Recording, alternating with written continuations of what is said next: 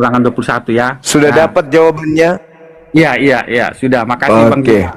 oke, baik. Saya tahu kalau Anda nyimak terus di bawah untuk mengkanter materi saya. Silakan. Ya, betul itu. Nah, ayat 22 kita baca dulu ya Bang Juma ya. Ayat 22. Yuk, Ipuput, Apabila siap. apabila seorang berbuat dosa. Jadi apabila seorang berbuat dosa nih ya, yang sepadan dengan hukuman mati, ya, yang pantas dihukum mati ya. Lalu ia dihukum mati. Kemudian Ya, pengantar ini singkat para sahabat. Mantep TV sudah standby. Di like, di subscribe, di share sebanyak mungkin untuk supaya mencegah sahabat-sahabat kita di luar sana tidak terpengaruh terhadap pemurtadan. janganlah engkau menajiskan tanah yang diberikan Tuhan Allahmu kepadamu menjadi milik pusakamu. Nah, jadi mengapa ini dikutip oleh Paulus dalam Galatia 3 ayat 13? Karena begini jalan ceritanya. Dalam Ulangan 21 ini dikatakan apabila seorang berbuat dosa yang sepadan dengan hukuman mati, ya. Jadi kalau dia dihukum mati, dia berbuat dosa yang sesuai, yang cocok, yang pantas dihukum mati, yang sesuai hukumannya untuk hukum mati, kemudian digantung di tiang gantungan, pada hari itu juga harus diturunkan. Nggak boleh dibiarkan semalam-malaman di situ. Nah, sekarang siapa itu yang pantas dihukum mati? Saya ambil contoh ya, Lukas 20, sebentar ya. Lukas 23 ayat 40. Tetapi yang seorang menegur dia katanya, tidakkah engkau takut juga? Tidakkah engkau takut juga tidak kepada Allah? Sedang engkau menerima hukuman yang sama. Kita memang selayaknya dihukum, sebab kita menerima balasan yang setimpal dengan perbuatan kita. Tetapi orang ini tidak berbuat sesuatu yang salah. Jadi kalau pencuri yang di sebelah kiri kanan Yesus itu pantas disalibkan. Tetapi Yesus apa? Banyak pada waktu dia disalibkan, pada waktu dia dihakimi oleh Pilatus, oleh Herodes, apa jawaban mereka? Nah, ini jawaban mereka ya dalam Yohanes 19 ayat 4 sampai 7. Pilatus keluar lagi dan berkata kepada mereka, lihatlah, aku membawa dia keluar kepada kamu, supaya kamu tahu bahwa aku tidak mendapatkan kesalahan apapun padanya. Lalu Yesus keluar bermahkotakan duri dan berjubah ungu. Maka kata Pilatus kepada mereka, lihatlah manusia itu. Ketika imam-imam kepala dan penjaga-penjaga itu melihat dia, berteriaklah mereka, salibkan dia, salibkan dia. Kata Pilatus kepada mereka, ambil dia dan salibkan dia, sebab aku tidak mendapati kesalahan apapun padanya. Ayat 7. Jawab orang-orang Yahudi itu kepadanya, kami mempunyai hukum dan menurut hukum itu, ia harus mati sebab ia menganggap dirinya sebagai anak Allah. Jadi, menurut Ulangan 21, Yesus tidak pantas dihukum mati karena dia tidak berbuat dosa yang sepadan dengan hukuman mati. Nah, tetapi alasan orang-orang Yahudi dan imam-imam kepala membuat Yesus pantas dihukum mati karena Yesus mengaku dirinya adalah anak Allah. Padahal memang dia anak Allah. Jadi ketika Yesus mengaku dirinya adalah anak Allah, padahal dia benar-benar ada anak Allah, faktanya dia adalah anak Allah, dia harus menjalani hukuman mati. Jadi nggak cocok untuk ayat 20 untuk Ulangan 21 itu. Makanya Paulus mengutip itu dalam Galatia 3 ayat 13, dikatakan begini. Galatia 3 ayat 13 dikatakan begini ya, Galatia 3 ayat 13. Kristus telah menebus kita dari kutuk hukum Taurat dengan jalan menjadi kutuk karena kita. Sebab ada tertulis, terkutuklah orang yang digantung pada kayu salib. Jadi dia sebenarnya tidak pantas digantung di kayu salib. Tetapi karena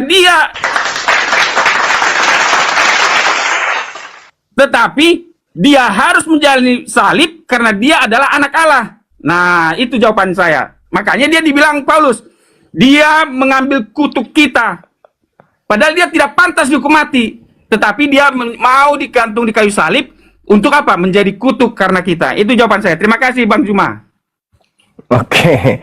Jadi penjelasan saudara ini, ketika Anda mengatakan tidak pantas Yesus yang disalib, muncul pertanyaan, siapa yang pantas di situ disalib antara Yesus dengan Yudas?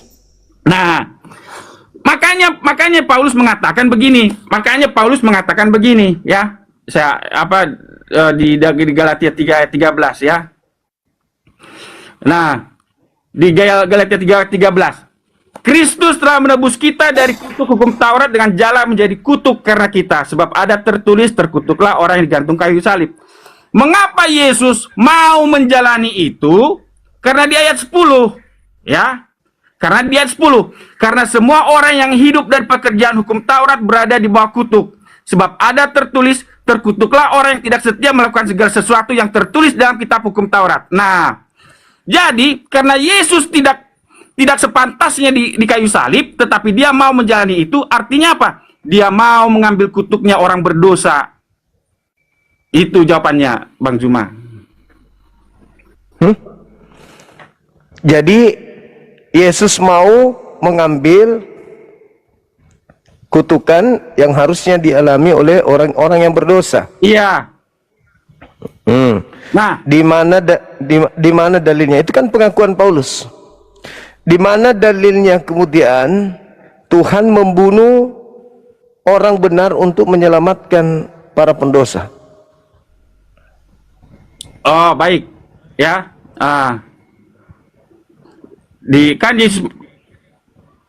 Ini di dalam Yohanes 8 Yohanes 8 ayat 46. Siapakah di antaramu yang membuktikan bahwa aku berbuat dosa? Apabila aku mengatakan kebenaran, mengapa kamu tidak percaya kepadaku? Jadi Yesus mengatakan bahwa dia tidak berdosa, tetapi dia mau menjalani kayu salib. Kenapa? Karena Yohanes 10 ayat 17 ya, Yohanes 10 ayat 17. Kita baca Yohanes 10 ayat 17. Bapa mengasihi aku, oleh karena aku memberikan nyawaku untuk menerimanya kembali. Tidak seorang pun mengambilnya daripadaku, melainkan aku memberikannya menurut kehendakku sendiri. Aku berkuasa memberikannya dan berkuasa mengambilnya kembali. Inilah tugas yang kuterima dari Bapakku. Jadi, mengapa Yesus mau menjalani kayu salib? Karena memang tugasnya adalah apa? Menanggung kutuk itu, mengambil kutuk itu. Nah, seperti kata Petrus ya, seperti kata Petrus, sebentar saya bacakan ya. Seperti kata Petrus, dikatakan begini, 1 Petrus, ia sendiri telah memikul dosa kita di dalam tubuhnya di kayu salib, supaya kita yang telah mati terhadap dosa hidup oleh kebenaran. Oleh bilur-bilurnya kamu telah sembuh. Kemudian di 2 Korintus 5 ayat 23, dia yang tidak mengenal dosa telah dibuatnya menjadi dosa karena kita, supaya dalam dia kita dibenarkan oleh Allah. Itu jawaban saya. Oke, baik. Coba dengarkan pertanyaan saya ini. Ya, iya. Begini, Bung. Ketika kita merujuk kepada Ulangan 21, 22, 23, ada orang yang melakukan dosa sepadan hukuman mati, lalu dihukum mati dia dengan jalan kutuk. Dihukum dengan jalan kutuk. Pertanyaan saya, apakah orang ini nanti tidak dikutuk lagi di neraka? Oh, tidak. Karena? Tidak. Kenapa? Karena begini ya. Ya, karena dalam kisah ya, dalam kisah 2, sebentar saya cari. Dalam kisah 2 dikatakan begini ya. Sebentar. Dalam kisah dikatakan begini. Dia tidak membiarkan hamba dalam kisah 2 ya, dalam kisah 2 ayat 23. Dia yang diserahkan Allah menurut maksud dan rencananya telah kamu salibkan dan kamu bunuh oleh tangan bangsa-bangsa durhaka.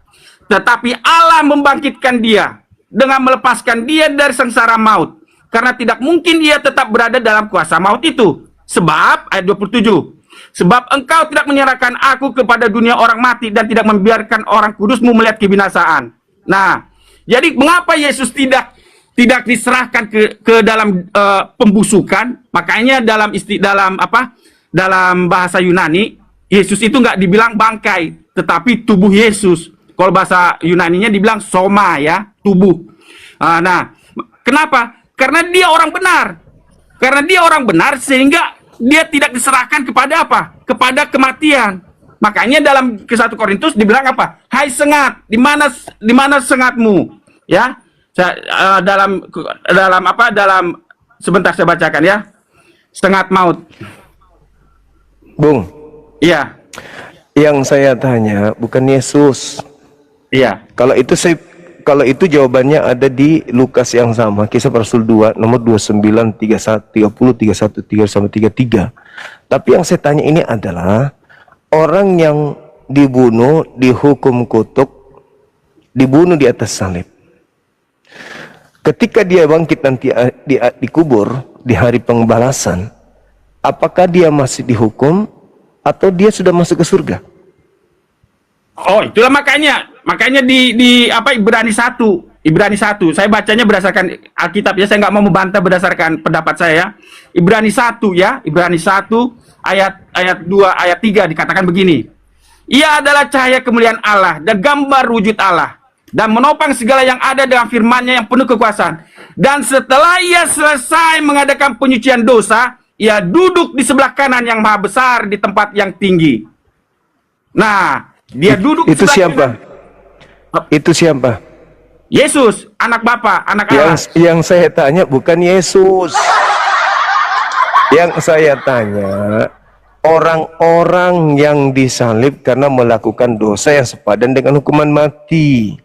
Oh, Apakah setelah kebangkitan mereka tidak dihukum lagi? begini Bang Juma. Kan ada 2 orang yang tersalib di kiri sebelah kanan. Itu adalah contoh yang baik ya untuk pertanyaan Bang Zuma. Ada 2 contoh yang baik. Nah, yang satu mengatakan, Tuhan, ingat saya kalau Engkau datang sebagai Raja.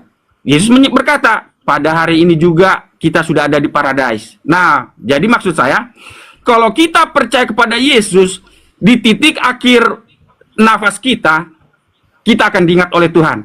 Tetapi kalau kita seperti pencuri, seperti pembunuh yang sebelah kiri, yang mengatakan, kalau Engkau anak Allah, bebaskanlah kita. Dia justru menghujat Allah. Artinya apa? Keselamatan itu tidak ada pada dia.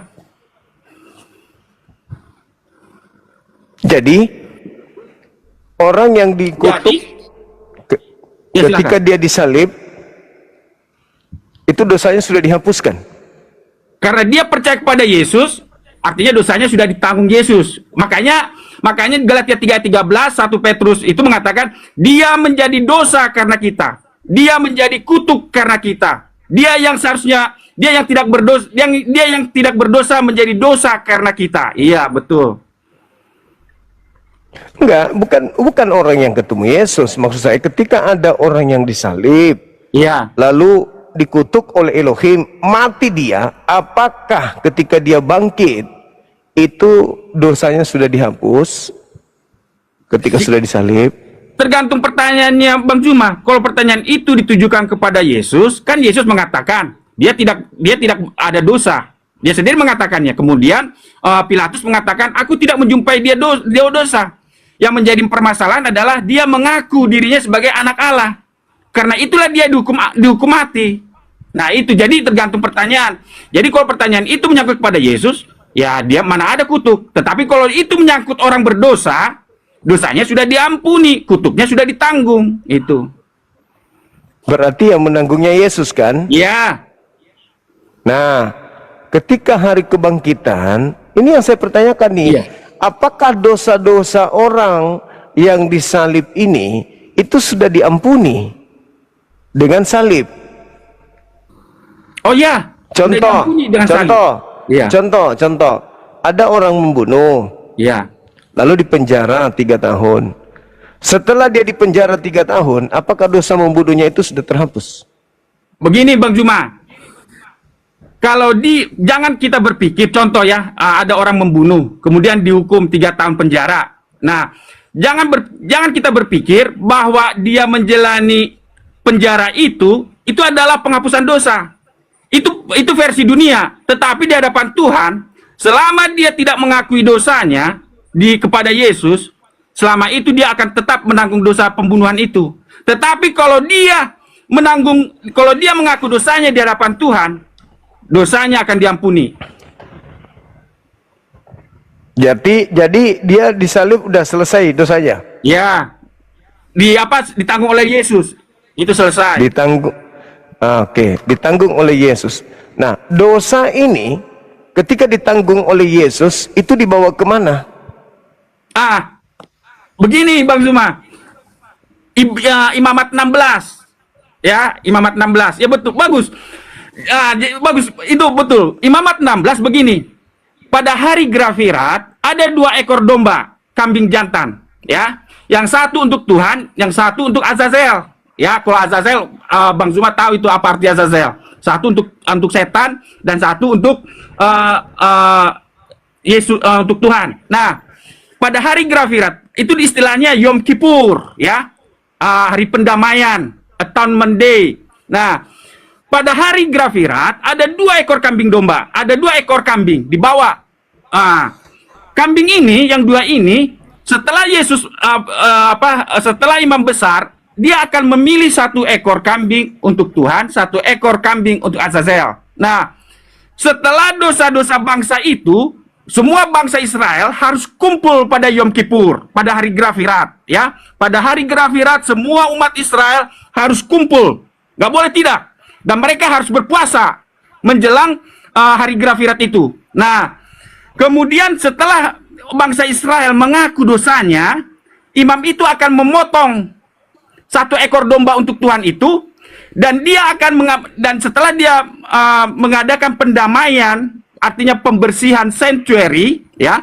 Setelah dia mengadakan pembersihan dosa umat itu, dia tanggungkan kepada kematian domba. Kemudian domba itu, imam itu akan menimpakan dosa itu kepada kambing Azazel.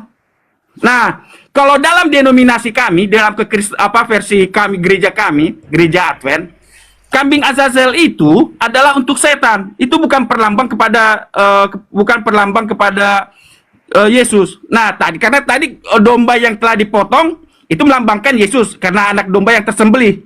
Sedangkan kambing yang untuk Azazel itu, itulah yang akan dilemparkan ke padang gurun jauh. Sama seperti kata Mazmur, sejauh timur dosa kami kau jauhkan. Nah, itu artinya begini Pak Bang Zuma. Setelah Yesus, kan pada saat ini Yesus imam besar ya, dalam kepercayaan kami imam besar ya di surga sekarang. Karena duduk dia di sebelah kanan Bapa. Seperti kata Ibrani 3 tadi, Ibrani 1 ayat 3.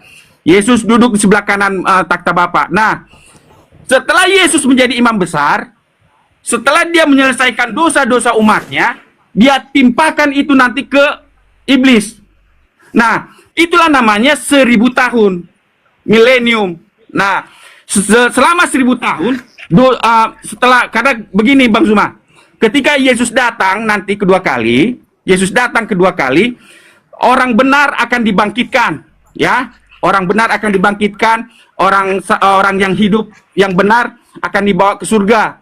Kemudian orang berdosa yang masih hidup pada waktu Yesus mati akan mati karena tidak tahan melihat cahaya kemuliaan Allah. Nah, karena tidak tahan melihat cahaya kemuliaan Allah, mereka mati. Jadi selama 1000 tahun tidak ada orang yang hidup di muka bumi ini. Dan selama 1000 tahun itulah iblis melanglang buana merenungi nasibnya yang telah mencobai dunia. Itu jawaban saya. Terima kasih Bang Zuma. Oke, baik. Nah, sekarang begini. Kalau kita melihat pola ini ya. Iya. Yang terjadi di Kristen ini adalah ketika dosa-dosa mereka itu ditanggungkan kemudian kepada Yesus yang mati di atas tiang salib. Itu poinnya kan? Iya, poinnya di situ. Oke, poinnya di sana. Ada nggak akar daripada tragedi penyaliban ini terjadi dengan konsep kekristenan hari ini? Akarnya maksud saya. Karena yang saya lihat, Yesus disalib itu karena dengki, bukan karena dosa. Bukan karena ingin nebus dosa. Pola yang muncul belakangan baru dicocokkan. Larinya ke kitab Wahyu, larinya ke Ibrani, Kitab yang disusun untuk meninabobokkan orang-orang yang percaya kepada penyaliban adalah keselamatan. Sederhana untuk mengetahui itu. Ketika orang-orang Israel mempersembahkan domba, saya tidak terlibat di sana. Saya tidak ada di situ. Nah, ketika kemudian saya berkata, aku percaya domba itu menebus dosaku. Boleh nggak saya nebeng ke sana? Ke domba yang disembelih oleh orang-orang Yahudi. Boleh nggak? Tidak boleh kan? Iya. Tidak boleh. Nah, sekarang Yesus kalian persembahkan untuk dosa kalian.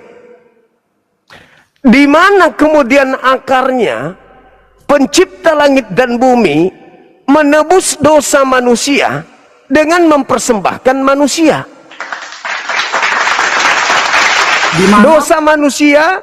Dosa manusia diampuni dengan cara mengorbankan darah manusia. Itu di mana dasar pijakannya? Oh, dasar pijakannya itu Kejadian 3 ayat 15. Nah, Nggak ada hubungannya itu, Bang. ada, sebentar. Nggak ada hubungannya. Ada hubungannya. Karena begini, aku akan mengadakan permusuhan antara engkau dan perempuan ini, antara keturunanmu dan keturunannya. Keturunannya akan meremukkan kepalamu dan engkau akan meremukkan tumitnya. Jadi ketika Yesus mati di kayu salib, artinya setan sedang meremukkan tumitnya. Tapi sebentar. Jadi tapi ketika Yesus mati di kayu salib, ini jawabannya. Ya, ini sebab sebentar ya, Nah, ini Ibrani 2 ayat 14. Karena anak-anak itu adalah anak-anak dari darah dan daging, maka ia juga menjadi sama dengan mereka dan mendapat bagian dalam keadaan mereka, supaya oleh kematiannya ia memusnahkan dia, yaitu iblis yang berkuasa atas maut. Jadi kematian Yesus, Jadi kematian Yesus artinya Yesus mati, tumitnya diremukkan, tetapi dengan kematian Yesus iblis dimusnahkan. Ya. Itu saya kan udah bilang. Ya. Dasar pijakan itu datang belakangan yang Anda sajikan. Yang saya minta yang datang sebelumnya. Pola yang sebelumnya, di mana Tuhan menginginkan melakukan penebusan dosa terhadap orang-orang dengan mengorbankan manusia, darah manusia. Itu poinnya di mana? Yang Anda sampaikan tadi itu Ibrani, kitab-kitab yang baru datang setelah diinginkannya manusia ini dituhankan selain daripada Tuhan. Maka mereka akan menyesatkan banyak orang. Artinya akan banyak orang yang bekerja sama untuk membuat suatu keadaan di mana Yesus ini adalah Tuhan yang turun ke bumi untuk menanggung dosa-dosa manusia pendosa. Sehingga pendosa ini terlena dengan dosa-dosa mereka, dengan menyandarkan dosa-dosanya kepada Yesus yang adalah korban, tetapi salah korban. Sendiri mengatakan tadi bukan dia, tidak pantas dia, tetapi dia dipaksakan kemudian untuk disalib. Ujung-ujungnya untuk nebus dosa. Padahal penyaliban terjadi karena yang mau menyalib ini tidak ingin bangsanya dirampas Roma. Tapi kenapa berubah kemudian setelah muncul para penulis-penulis untuk menggiring tragedi penyaliban itu untuk nebus dosa? Murni penyaliban terjadi untuk menghindarkan bangsa Yahudi dari perampasan bangsa Romawi. Titik. Belakangan kemudian baru berkarya orang-orang yang menginginkan manusia terlena, menggiring manusia menyembah kepada Yesus. Itu fakta. Maka ketika Anda menjelaskan ini dalilnya, ini dalil-dalil yang dibuat belakangan untuk mengukuhkan ketuhanan Yesus. Coba Anda lihat di dalam Kisah Para Rasul tadi, nomor 2, nomor 36. Bagaimana orang-orang Farisi, orang-orang Yahudi, apakah mereka sebelum penyaliban Yesus belum punya Tuhan? Sudah punya Tuhan. Siapa Tuhannya orang Farisi? Elohim. Siapa Tuhannya imam kepala mahkamah agama? Elohim. Siapa Tuhannya para angkatan jahat? Elohim. Terus kenapa ketika mereka menyalibkan Yesus, Tuhan mengutuk mereka dengan mengatakan, Yesus yang telah kau salibkan itu telah dibuat menjadi Tuhan oleh Elohim dan juga menjadi Kristus. Bagi siapa? Bagi yang menyalib. Bukankah yang menyalib tadi orang Farisi, mahkamah agama, imam kepala adalah orang-orang yang sudah punya Tuhan? Sekarang ketika korban yang mereka bunuh di atas salib dijadikan juga untuk menjadi Tuhan bagi mereka, sekarang berapa Tuhannya mereka ini? 2. Makanya hatinya sedih, hatinya sangat terpukul. Maka mereka bertanya, lalu apa yang harus kami lakukan wahai Petrus? Berilah dirimu dibaptis dan bertobatlah dari angkatan jahat ini, supaya kamu tidak menjadikan Yesus yang kau salib itu jadi Tuhan. Itu kutukan itu. Ketika dikatakan dalam Kisah Para Rasul 2 nomor 36, jadi seluruh orang Israel harus tahu bahwa Yesus yang kau salibkan itu telah dijadikan menjadi Tuhan dan Kristus untuk kamu. Artinya Tuhan marah, membalas kejahatan orang-orang yang ingin membunuh Yesus dengan menjadikan pengganti Yesus ini sebagai Tuhan bagi mereka. Itulah yang terjadi sampai hari ini. Pengikut-pengikut angkatan jahat ini menyembah Kristus yang disalib, padahal itu adalah kutukan dari Elohim, karena Elohim marah kepada mereka yang berupaya membunuh Yesus yang adalah orang suci ini. Tuhan tidak menginginkan kematian terhadap Yesus, sehingga ketika mereka melakukan kesaksian palsu, tipu muslihat, makar, Tuhan pencipta langit dan bumi membalas makar mereka dengan menjadikan korban yang mereka salib sebagai Tuhan untuk mereka. Siapa suruh? Sampai sini paham? Iya. Mereka sudah punya Tuhan sebelumnya, Bang, yaitu Elohim. Tapi karena mereka membuat makar, kebencian, tipu daya, tipu muslihat, kesaksian palsu, ingin kali membunuh utusan yang suci ini, ingin kali kemudian merampas kejayaan Bani Israel dengan ajaran Nabi yang suci ini, Rasul yang suci ini, maka Tuhan membalasnya dengan menjadikan apa yang mereka salib menjadi Tuhanmu. Lu tidak perlu lagi menuhankan gue, lu orang jahat, lu sembah aja yang kau salib itu, makan tuh upah kerjamu. Itu makanya Paulus mengatakan dalam Roma 14 nomor 9, untuk itulah Yesus mati agar dibangkitkan menjadi Tuhan. Untuk siapa? Untuk para penyalibnya, orang-orang jahat. Orang-orang jahat ini apakah selesai berkarya? Tidak. Iblis tinggal kipas-kipas. Orang-orang jahat inilah yang kemudian mengajak orang-orang lain yang bisa mereka sesatkan untuk sama-sama menyembah korban tersebut. Wa ikhwanuhum yamudunahum fil ghayyi tsumma la yaksurun. Maka orang-orang kafir ini membantu sesamanya orang-orang kafir untuk menggiring orang-orang kafir lainnya menyembah kepada Yesus agar tidak menyembah kepada Tuhan. Dengan menyembah kepada Yesus, mereka telah mendurhakai Tuhan pencipta langit dan bumi. Itu fakta, itu real. Adakah orang Yahudi mengajarkan sembahlah Yesus? Adakah Yesus diajarkan oleh Elohim? Inilah anakku yang kukasih, kepada yang aku berkenan. Barang siapa yang menyembah kepada dia tidak binasa melainkan perlu. Ada kayak gitu? Enggak. Kata Yesus, barang siapa yang percaya kepadaku, bukan barang siapa yang menyembah kepadaku. No, barang siapa yang percaya. Nah, kalau percaya Yesus, sembahan kita siapa? Elohim. Simple toh? Tapi kalau percaya kepada iblis, sembahan Anda adalah Yesus. Kenapa? Karena yang ingin Yesus disalib iblis.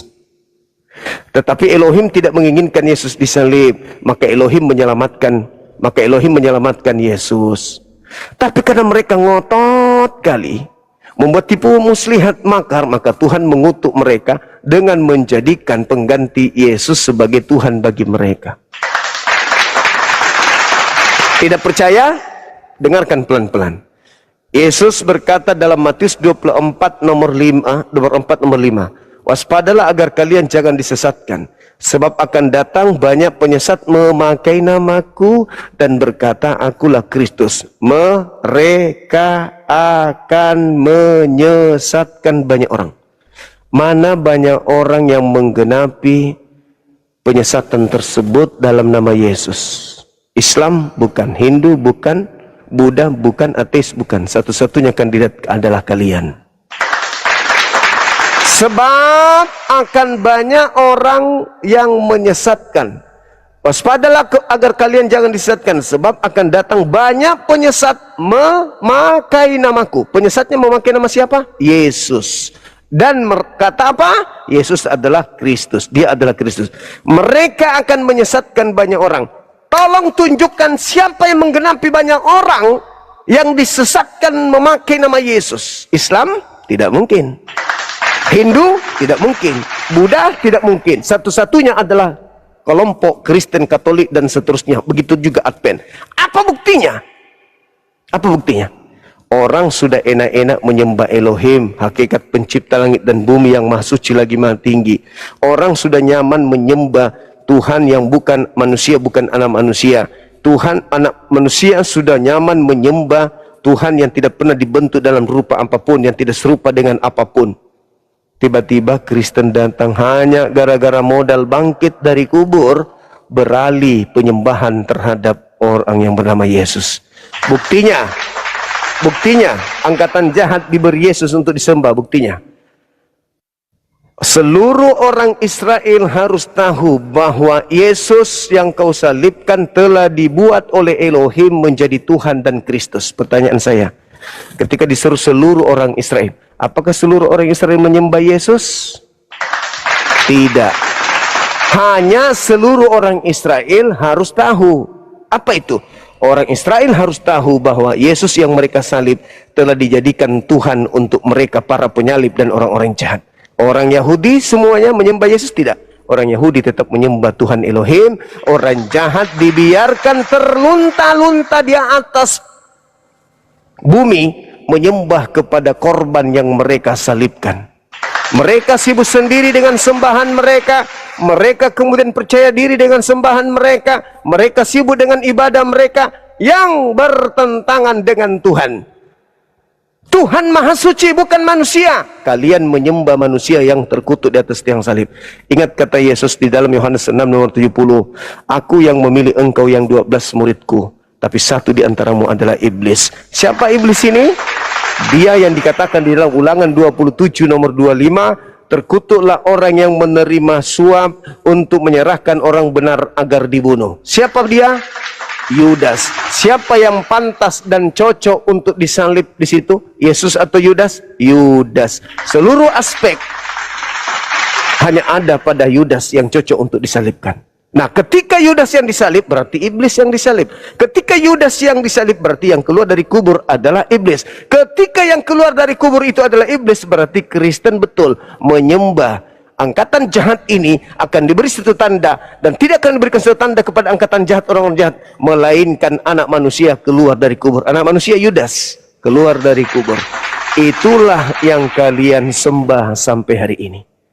Nah, supaya bisa mengelabui orang bahwa itu adalah Yesus, sudah dinubuatkan, Anda tanpa malu-malu mengatakan itu sudah dinubuatkan di dalam kitabnya Yahudi, padahal di sini tidak ada.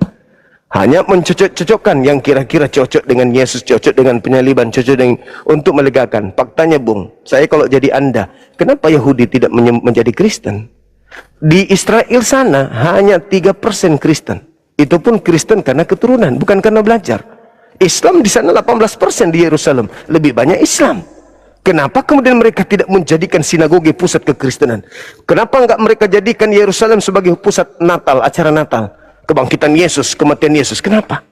Karena mereka hanya diajarkan untuk mengetahui bahwa Yesus sudah dibangkitkan untuk menjadi Tuhan bagi angkatan jahat. Silakan jauh-jauh dari kami. Kami tetap menyembah kepada Yang Maha Suci. Yesus hanya Tuhan bagi angkatan jahat. Angkatan jahat boleh Anda baca di dalam Wahyu 12 nomor 9. Ekomene, iblis atau ular naga, ular tua yang dilemparkan ke bumi yang memenuhi ekomene. Apa ekomene? Ekumene itu adalah persekutuan perkumpulan gereja-gereja se-Romawi. Dari Romawi lah kemudian menyebar ke seluruh penjuru bumi ajaran penyembahan kepada Kristus. Di antara pemikir-pemikir ulung muncullah tokoh-tokoh Advent yang mengatakan ini salah, ini salah, ini salah. Yang benar adalah kembali ke ajaran Yahudi, ajaran Torah.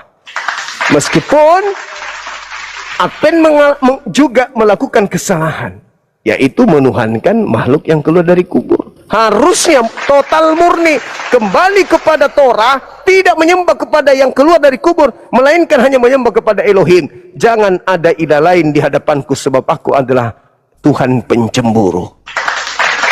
Andai saja Advent tidak menyembah Yesus, Advent sudah mendekati kebenaran. Tidak makan babi, tidak makan ini, tidak ini, sahabat, bla bla bla. Sayangnya dia masih tertipu dengan menyembah makhluk tersebut. Padahal tak ada ruginya melepaskan itu. Cukup menyembah kepada Elohim saja. Imani Yesus sebagai Rasul Elohim, selesai perkara. Tapi iblis, apakah mau mangsanya dia lepaskan begitu saja? No, iblis tidak akan mungkin tinggal diam. Iblis akan memiliki cara-cara yang lain, termasuk membantah bangsu ketimbang narasi dengan benar. Sekira begitu, Bung. Silakan Anda renungkan, silakan Anda pikirkan. Saya minum dulu dengan menggunakan oli bekas. Silakan.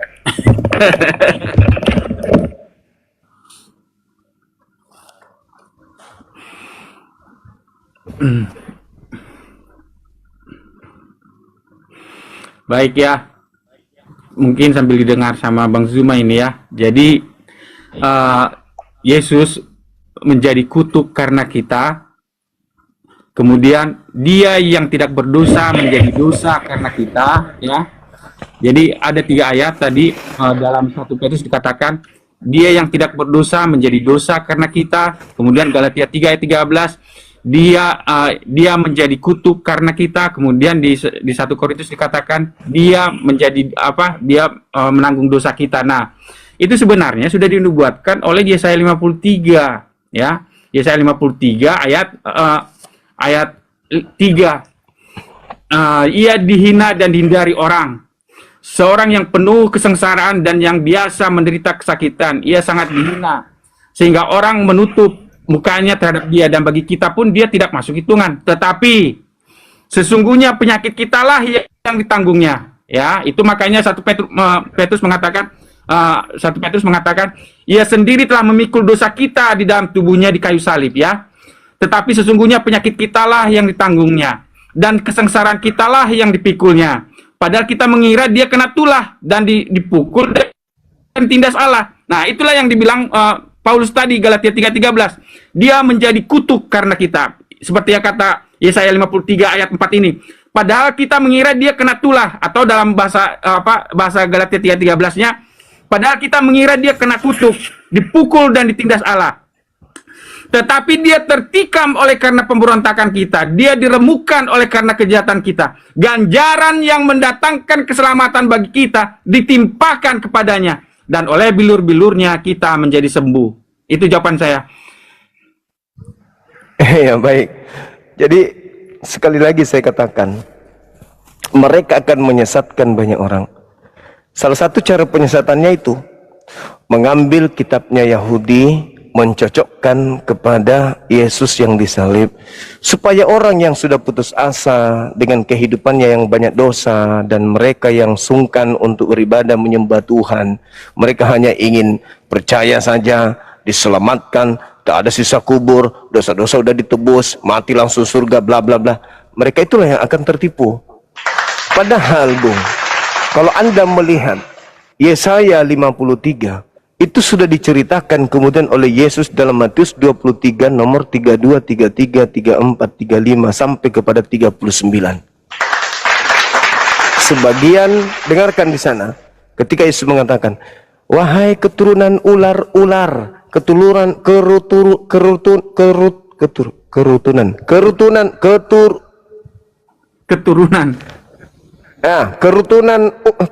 keturunan ular-ular beludak, bagaimana mungkin engkau akan meloloskan diri dari api neraka jahanam? Sebab sebagian dari rasul, sebagian dari nabi, sebagian daripada ahli Torah, orang-orang bijaksana yang diutus kepadamu kamu bunuh dan sebagiannya kau salib. Kau tidak akan mungkin lolos dari api neraka. Itu yang pertama. Jadi yang diceritakan di Yesaya 53 memang betul-betul orang yang mati dibunuh oleh orang-orang Yahudi. Dan banyak, makanya para keturunan pembunuh-pembunuh tersebut dikatakan oleh Yesus, celakalah engkau wahai ahli Torah, celakalah engkau wahai orang munafik, celakalah engkau wahai keturunan ular beludak, bla bla bla bla bla bla, dan seterusnya. Itu satu. Yang kedua, kalau Anda melihat catatan sebuah kitab seperti ini, di depan kitab ini bercerita tentang apa yang termaktub di dalamnya dan sejarah-sejarah yang ada di dalamnya, maka tidak mungkin bercerita di luar daripada konteks kitab ini. Nah, itu dijelaskan di mukadimah, pembukaan kitab. Anda baca kemudian di Yesaya 1 nomor 1, apa yang dikatakan di sana? Inilah penglihatan dari Yesaya bin Amos yang membahas tentang Raja Yehuda dan Yerusalem. Yehuda dan Yerusalem yang ada pada zaman Hezekia, Usia, Aria, dan yang satu lagi siapa? Ahas. Bukan Yoyakim. Ahas. 4 zaman diceritakan di dalam Yesaya 1 sampai 66. Inilah yang dibahas oleh Yesus dalam Matius 23. Itu yang pertama, yang kedua. Yang ketiga, Bung. Apa kapasitas kita mengambil kitabnya orang Yahudi? Apa kapasitas pastor-pastor, pendeta-pendeta, bapak-bapak gereja mula-mula mengambil kitabnya Yahudi? Otoritas apa yang mereka punya? Sedangkan yang diceritakan dalam Yohanes 11 nomor 45 sampai 57, yang punya kitab imam kepala mahkamah agama, orang Farisi, ahli kitab, orang Yahudi berkumpul mencari judul, mencari alasan, sampai mereka ngapain? Harus susah-susah bersepakat membuat tipu muslihat. Harus susah payah menggunakan saksi-saksi palsu, menjerat Yesus dengan tipu-tipu agar mampu kemudian menyalib Yesus. Harus iblis turun tangan merasuki Yudas agar bisa membuat kemudian Yesus disalib. Kalau sudah ada nubuatan di sini, ngapain harus bikin tipu muslihat? Ngapain harus bikin kesaksian palsu? Tinggal bilang, "Hei Yesus, bukankah kau yang berfirman sendiri di buku ini bahwa kau harus..." Oh iya ya, ayo kapan kita mau adakan upacara penyaliban? Tapi faktanya apa, Bung? Anda baca Yohanes 11 nomor 50, 51, 52. Apa yang terjadi di sana? Apa kata sebelumnya 48, 49? Apa kata imam kepala? Kalian tidak insaf. Kalian tidak tahu apa-apa. Adalah bahwa lebih baik satu orang mati Yesus daripada seluruh bangsa kita binasa.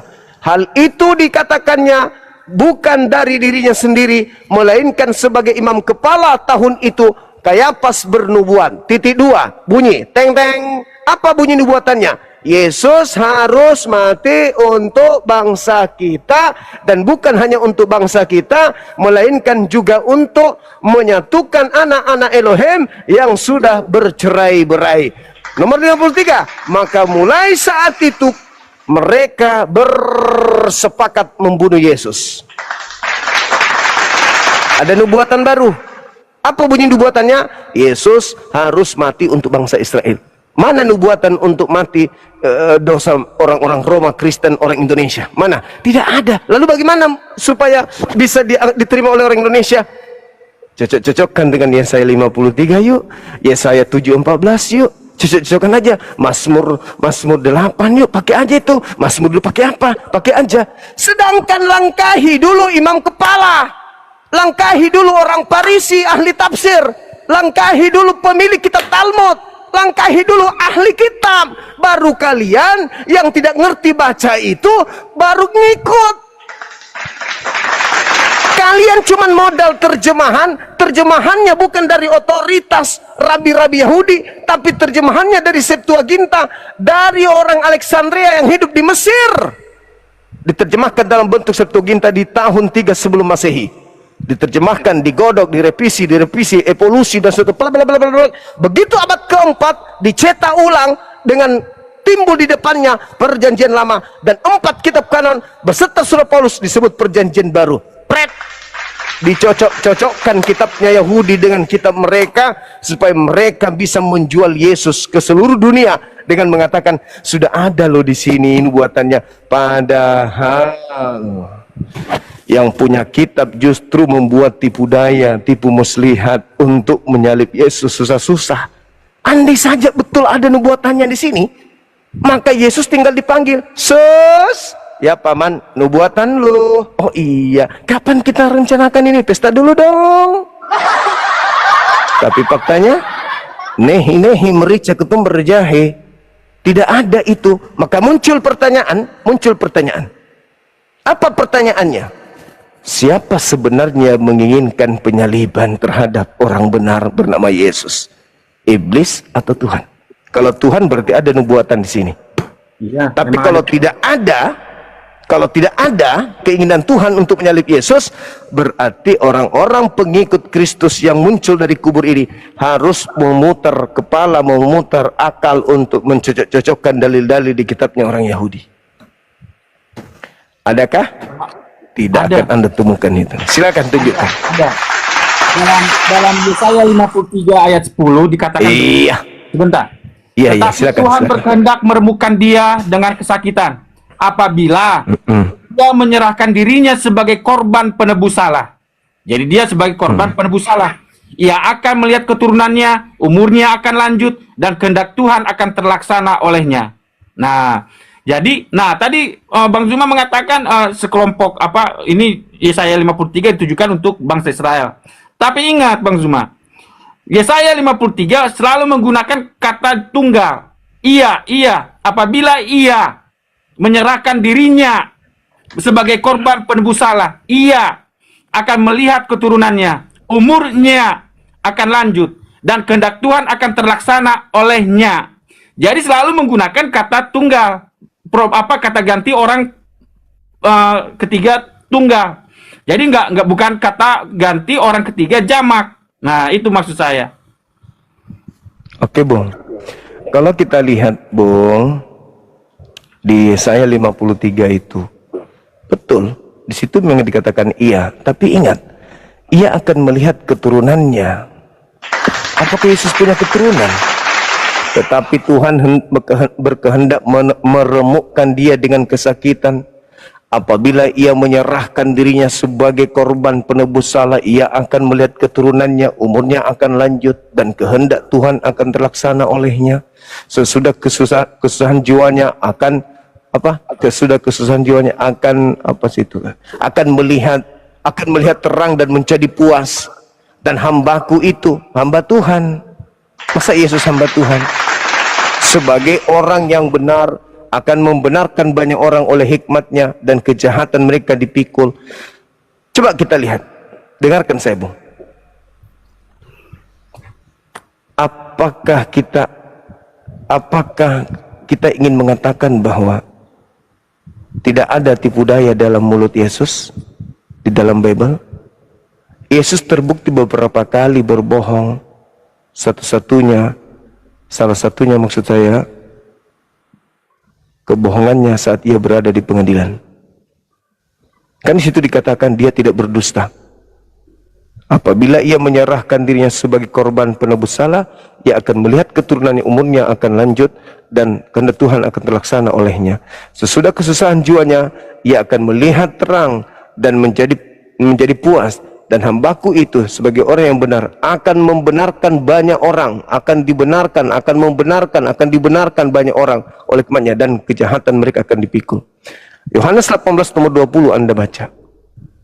Apa yang terjadi di sana? Yesus berkata kepadanya, "Aku berbicara terus terang kepada dunia. Aku selalu mengajar di rumah-rumah ibadat dan di bait Elohim, tempat semua orang Yahudi berkumpul. Aku tidak pernah berbicara sembunyi-sembunyi." Yesus mengatakan kalau ia tidak pernah bersembunyi di dalam mengajarkan kemudian apa yang menjadi perintah Tuhan dalam menyampaikan ajarannya. Tapi coba Anda lihat di data Matius 16 nomor 20. Apa yang diterangkan di sana? Yesus mengatakan begini. Dia melarang murid-muridnya supaya jangan memberitakan kepada siapapun bahwa ia adalah Mesias. Di dalam Matius 16 tersebut, Yesus tidak berani berkata jujur tentang siapa dirinya, dan ia menyembunyikan statusnya sebagai utusan Tuhan. Pertama. Yang kedua, apakah Yesus memiliki keturunan? Dalam Bible manapun, Anda tidak akan menemukan satu dalil yang bisa menguatkan bahwa Yesus mempunyai istri dan memiliki keturunan. Ingat, dalam bahasa Ibrani dikatakan kata sera'ah. Sera'ah berarti bibit atau sperma, sehingga keturunan yang dimaksud dalam data tersebut anak yang berasal dari benih atau bibit atau sperma Yesus. Apakah Yesus punya sperma? Apakah Yesus punya bibit? Siapa nama istrinya? Siapa nama anaknya? Artinya tokoh yang dibicarakan di dalam Yesaya ini, khususnya di nomor 10 yang Anda jelaskan tadi ini, itu memiliki keturunan yang berasal dari spermanya sendiri. Bukan secara istilah doang, bukan hanya bahasa majas, tetapi itu benar-benar bibit, nener, bobot, sperma. Kata sera'ah, coba Anda ketik di sana, Anda lihat di dalam bahasa Ibrani aslinya, di situ ketika dikatakan dia akan melihat keturunannya, keturunan yang dimaksud di situ adalah benih, bibitnya, hasil dari spermanya. Kata zira'ah di dalam bahasa Ibrani. Apakah Yesus punya keturunan dari spermanya? Baik, saya jawab ya. Silakan. Nah, baik. Dalam Yohanes 3 ayat 3 dikatakan ya, Yesus menjawab katanya, "Aku berkata kepadamu, sesungguhnya jika seorang tidak dilahirkan kembali, ia tidak dapat melihat kerajaan Allah." Nah, terus kata Nikodemus kepadanya, "Bagaimanakah mungkin seorang dilahirkan kalau ia sudah tua? Dapatkah ia masuk kembali ke dalam rahim ibunya dan dilahirkan lagi?" Jawab Yesus, "Aku berkata kepadamu, sesungguhnya jika seorang tidak dilahirkan dari air dan roh, ia tidak dapat masuk ke dalam kerajaan Allah. Apa yang dilahirkan dari daging adalah daging, dan apa yang dilahirkan dari roh adalah roh. Janganlah engkau heran, karena aku berkata kepadamu, kamu harus dilahirkan kembali." Jadi, ketika kita percaya kepada Yesus, kita sebenarnya sedang dilahirkan kembali. Itu satu. Yang kedua, Roma 5 ayat 12. Ya? Roma 5 ayat 12. Roma 5 ayat 12. Sebab itu, sama seperti dosa telah masuk ke dalam dunia oleh satu orang, dan oleh dosa itu juga maut, demikianlah maut itu telah menjalar kepada semua orang, karena semua orang telah berbuat dosa. Kemudian di ayat 14. Sungguh pun demikian, maut telah berkuasa dari zaman Adam sampai zaman Musa, yang juga atas mereka yang tidak berbuat dosa, dengan cara yang sama seperti yang telah dibuat oleh Adam, yang adalah gambaran Dia yang akan datang. Nah, tetapi oleh karunia Allah tidaklah sama dengan pelanggaran Adam. Sebab jika karena pelanggaran satu orang, semua orang telah jatuh ke dalam kuasa maut, jauh lebih besar lagi kasih karunia Allah dan karunia-Nya yang dilimpahkannya atas semua orang, karena satu orang, yaitu Yesus Kristus. Ya, sebab jika oleh dosa satu orang maut telah berkuasa oleh satu orang itu, maka lebih benar lagi mereka yang telah menerima kelimpahan kasih karunia dan anugerah kebenaran akan hidup dan berkuasa oleh karena satu orang, yaitu Yesus Kristus. Sebab itu sama seperti oleh satu pelanggaran semua orang beroleh penghukuman, demikian pula oleh satu perbuatan kebenaran semua orang beroleh pembenaran. Jadi begini, kita ini secara fisik, secara natural, kita ini keturunan Adam. Tapi ketika kita menjadi percaya kepada Yesus, kita menjadi anak-anaknya Yesus. Kita menjadi keturunan Yesus. Makanya Yesaya 53 mengatakan, setelah kesusahan jiwanya, Yesaya 53 mengatakan begini, terakhir, Yesaya 53, di ayat terakhir dikatakan begini,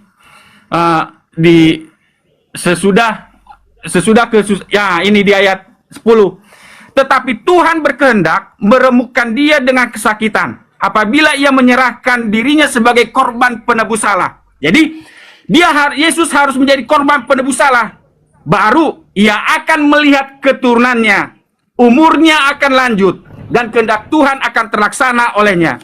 Jadi kita menjadi keturunan Allah, keturunan Yesus, karena apa? Karena kita percaya kepada korban penebusan Yesus. Itu jawaban saya. Terima kasih, Bang Zumi. Oke. Saudaraku, apakah memang di dalam agama Yahudi ada yang disebut sperma rohani? Oh, ada. Coba dalilnya di mana Anda dapat tentang sperma rohani? Ketika bangsa Israel disebut anak sulungku, Salomo disebut anak-anakku. Nah, di situ Ben. Apa? Ben. Bukan Iya, Ben, Ben. itu Ben. Ini yang dimaksud ini zira'ah. Zira'ah itu sperma. Bibit sperma. Coba Anda lihat. Anda lihat dengan cermat Yesaya 53 nomor 10 itu. Zira'ah, bibit sperma. Bukan Ben. Kalau Ben itu bisa Ben Elohim. Bisa.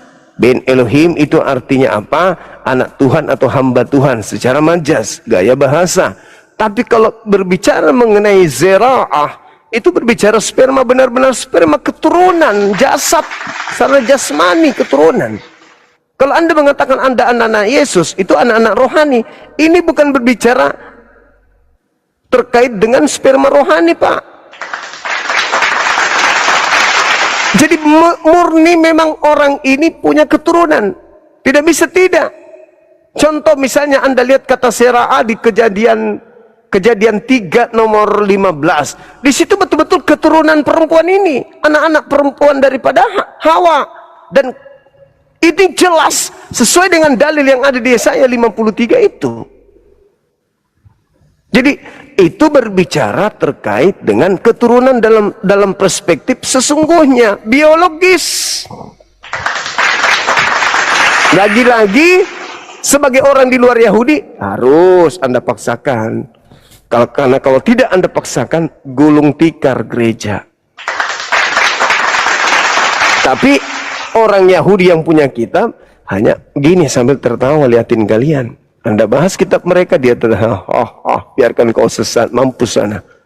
Tuh, nggak ada kepentingan mereka tentang itu. Siapa suruh kalian ngambil? Karena memang dalam kitab saudara, Kristus yang kau salibkan itu telah dijadikan menjadi Tuhan oleh siapa? Oleh Elohim. Elohim melantik Tuhan, menjadikan Tuhan, persis dengan Al-Quran surah Al-A'raf ayat 27 ayat 30. Karena mereka tidak beriman, maka aku jadikan iblis sebagai Tuhan mereka. Tuh, Paulus menjadikan Tuhan Yesus, Roma 14 nomor 9. Tapi ya sekali lagi, saya menghargai iman saudara. Anda harus mati-matian. Oke, mana lagi harus saya pergi? Ya saya 53 gagal, apa lagi ya? Di mana lagi ya? Ambil lagi. Itu cara iblis, Bang. Bagaimana mereka mencari cara untuk menyesatkan orang. Segala macam upaya akan dilakukan untuk menyesatkan orang. Apa sih yang kalian inginkan? Oh, supaya dosa kami. Bukankah hanya dengan Anda datang kepada Tuhan memohon? Coba Anda lihat dalam kitabnya Yahudi 2 Tawarik berapa itu? 14 nomor 7.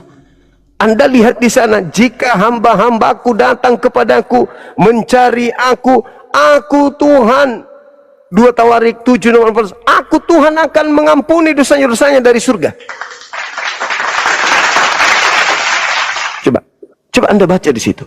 Jika umatku atas namaku disebut merendahkan diri, berdoa dan mencari wajahku, lalu berbalik dari jalan-jalannya yang banyak dosa, yang jahat, maka aku akan mendengarkan doa mereka dan mengampuni dosa-dosa mereka dari surga. Kenapa harus turun? Anaknya orang kau bunuh untuk jadi tumbal dosa-dosa kalian. Tuhan itu menunggu kalian datang untuk bertobat, bukan melimpahkan dosa kalian kepada orang lain. Itu pekerjaan iblis. Iblis yang bangga, iblis yang senang ketika ada orang yang dikutuk Tuhan bangkit dari kubur, lalu disembah oleh orang-orang. Iblisnya yang tertawa, iblisnya yang bahagia, iblisnya pesta kemenangan. Ketika orang jahat disalib, lalu bangkit pada hari ketiga, lalu si jahat ini dituhankan oleh banyak orang, ini kemenangan untuk iblis. Maka terpisahlah kemudian antara penyembah-penyembah yang benar dengan penyembah-penyembah yang sesat. Penyembah yang benar masih hidup sampai hari ini, yaitu Yahudi.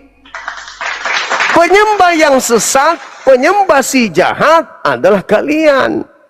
Kenapa kalian tidak menyembah kepada Tuhan yang sama? Anda ingin mengatakan, oh, Tuhan kami sama. Bagaimana ceritanya mau sama? Satu menyembah makhluk ciptaan yang keluar dari kubur, satu menyembah pencipta yang keluar dari kubur. Beda. Terus kalian mau bertahan di situ? Orang Yahudi aja tidak menyembahnya. Oh enggak, kami lebih benar dari Yahudi. Oh tunggu dulu. Apa alasannya kau mengatakan dirimu lebih benar? Karena Tuhan kami mati. Yahudi tidak mati. Tuhan kami disalib, Tuhan Yahudi tidak disalib. Tuhan kami keluar dari kubur, Tuhan mereka tidak keluar dari kubur.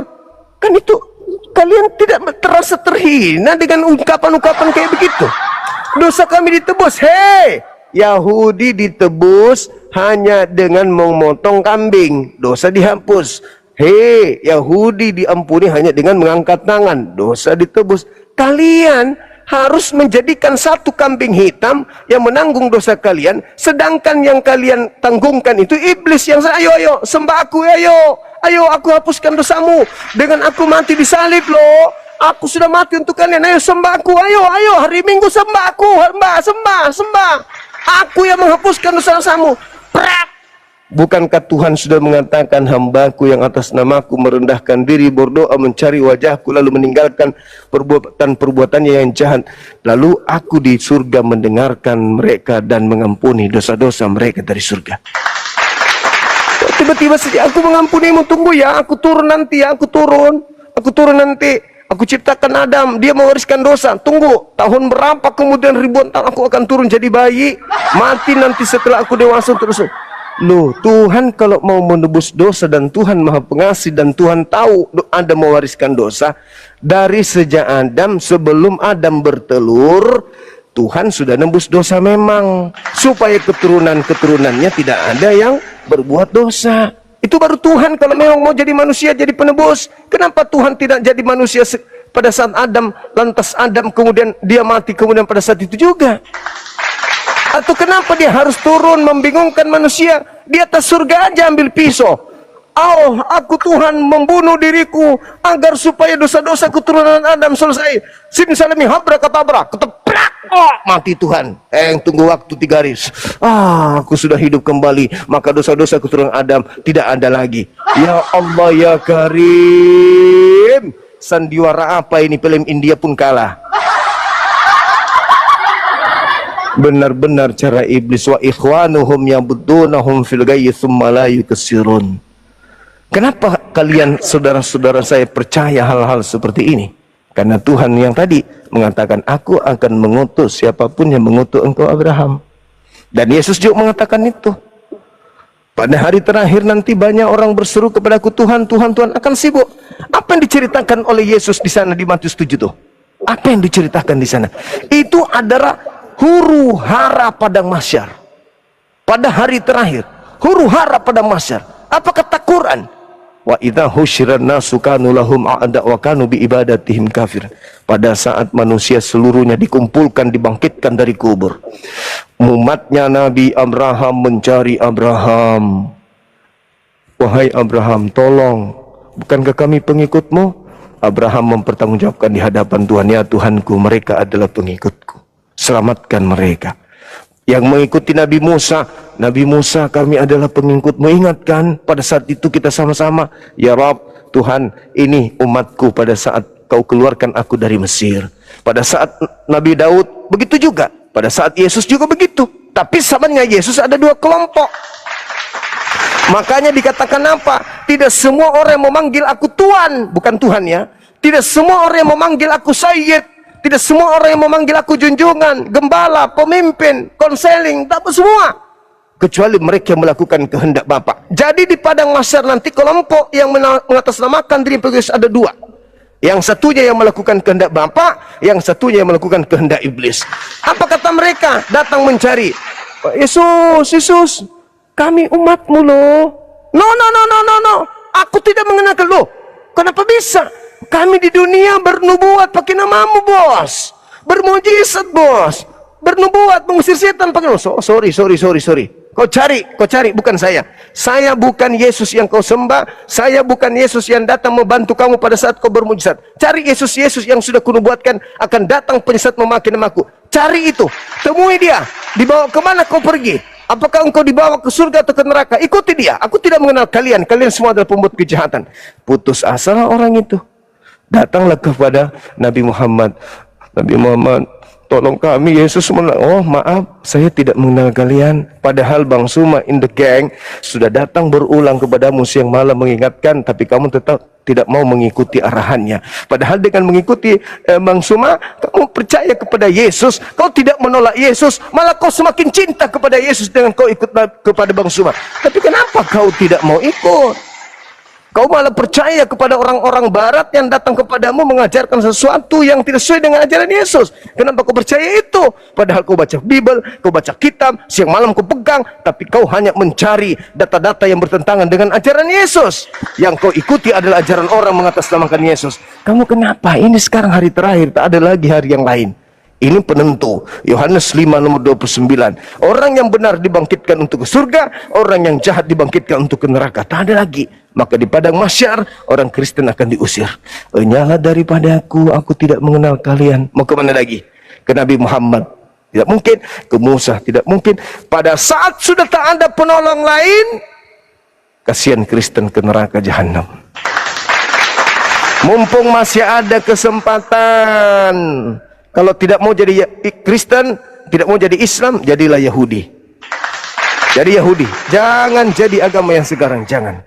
Kenapa? Karena Yahudi beda Tuhannya, Yahudi beda kitabnya, Yahudi beda hari ibadahnya, Yahudi caranya beda kemudian dalam pola agamanya, dan mereka 99% sama ibadahnya dengan Yesus. Sedangkan yang kalian lakukan, ibadah siapa yang kalian lakukan? Mingguan, Natalan, itu ibadah siapa? Yesus kagak kenal ibadah-ibadah seperti itu.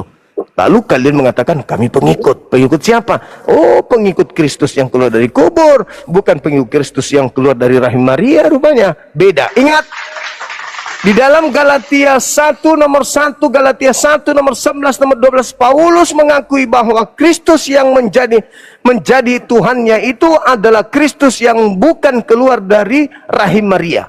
Tapi Kristus yang dia sembah adalah Kristus yang keluar dari rahim bumi. Yesus yang berbeda, Kristus yang berbeda. Sekira begitu, Bung. Kalau mau silakan. Kalau masih mau ditambahkan, waktu kita tinggal beberapa menit lagi, silakan. Terakhir ya, terakhir. Mengenai benih, mengenai sperma. Dalam Maleakhi 2 ayat 15 ya, dalam Maleakhi 2 ayat 15 dikatakan begini. Maleakhi 2 ayat 15. Saya bacakan ya, Maleakhi 2 ayat 15. Bukankah Allah yang esa menjadikan mereka daging dan roh, dan apakah dikehendaki kesatuan itu keturunan ilahi? Nah, kata keturunan ini bahasa Yunaninya adalah sperma. Sedangkan bahasa Ibraninya adalah zera, zera. Jadi itulah makanya kita disebut benih ilahi atau sperma ilahi. Kenapa? Karena kita percaya karena iman kita kepada Yesus, makanya kita menjadi keturunan ilahi. Itu jawaban saya. Itu satu. Yang kedua, mengenai mengapa apakah sebenarnya orang Yahudi seharusnya percaya pada Yesus? Ya, di mana ayatnya? Begini, Mazmur 110 ya. Saya selalu menggunakan Mazmur 110 yang dikutip oleh Yesus. Mazmur 110 ayat 1 mengatakan begini. Demikianlah firman Tuhan kepada Tuanku. Kalau bahasa Masoret teksnya, demikianlah firman Tuhan kepada Tuanku. Demikianlah firman Hashem atau Yahweh kepada La-Adoni. Atau kalau bahasa Yunaninya LXX Septuaginta, demikianlah firman Kyrios kepada Kyriosku. Jadi sebenarnya Mazmur 110 Daud sedang mengatakan ada dua makhluk ilahi di surga. Makanya digunakan demikianlah firman Kyrios kepada Kyrios. Itu menurut Septuaginta. Tetapi kalau menurut Ibrani, demikianlah firman Hashem kepada Laadoni. Nah, jadi tidak mungkin, cuman penafsiran para rabi sekarang mengatakan itu kepada Abraham. Tetapi tidak. Mengapa saya katakan tidak? Karena tidak mungkin seorang Hashem, seorang yang ilahi, mengatakan Tuanku kepada makhluk manusia, kepada Abraham. Pastilah dia harus memiliki kodrat yang sama. Makanya di ayat 6, setelah demikianlah firman Tuanku, demikianlah firman Tuhan kepada Tuanku, setelah Tuanku itu duduk di sebelah kananku, makanya di ayat 6 dikatakan begini, Tuhan ada di sebelah kananmu. Jadi ada makhluk ilahi di sebelah kanan. Nah, jadi itulah. Nah, inilah yang dikutip oleh Yesus dalam Matius 22 ayat 44 ya. Nah, terakhir. Matius 22 ayat 44 yang mengatakan begini, dari ayat 41 saya bacakan. Ketika orang-orang Farisi sedang berkumpul, Yesus bertanya kepada mereka katanya, "Apakah pendapatmu tentang Mesias? Anak siapakah dia?" Kata mereka kepadanya, "Anak Daud." Katanya kepada mereka, "Jika demikian, bagaimanakah Daud oleh pimpinan roh dapat menyebut dia tuannya ketika ia berkata, Tuhan telah berfirman kepada Tuanku, duduklah sebelah kananku sampai musuh-musuhmu kutaruh di bawah kakimu. Jadi jika Daud menyebut dia tuannya, bagaimana mungkin ia anaknya pula? Tidak ada seorang pun yang dapat menjawabnya, dan sejak hari itu tidak ada seorang pun yang juga berani menanyakan sesuatu kepadanya." Jadi sebenarnya dalam kitab orang Yahudi banyak referensi, dalam Mazmur 2, dalam Amsal 8 ayat 22 ada dua makhluk ilahi sebenarnya. Itu jawaban saya. Terima kasih Bang Zuma. Tuhan Yesus memberkati. Oke, silakan. Ya, jadi sekali lagi saya katakan kepada saudara, saya belum pernah menemukan ada dalil sperma rohani atau sperma ilahi. Ya, jadi kalau dikatakan di dalam Yohanes 3 nomor 34, ya, semua yang diberi tugas untuk menyampaikan firman padanya itu penuh dengan roh Tuhan. Roh Tuhan, apakah dia menjadi Tuhan? Tidak, Tuhan dia. Roh Tuhan artinya roh yang suci yang berasal dari Tuhan.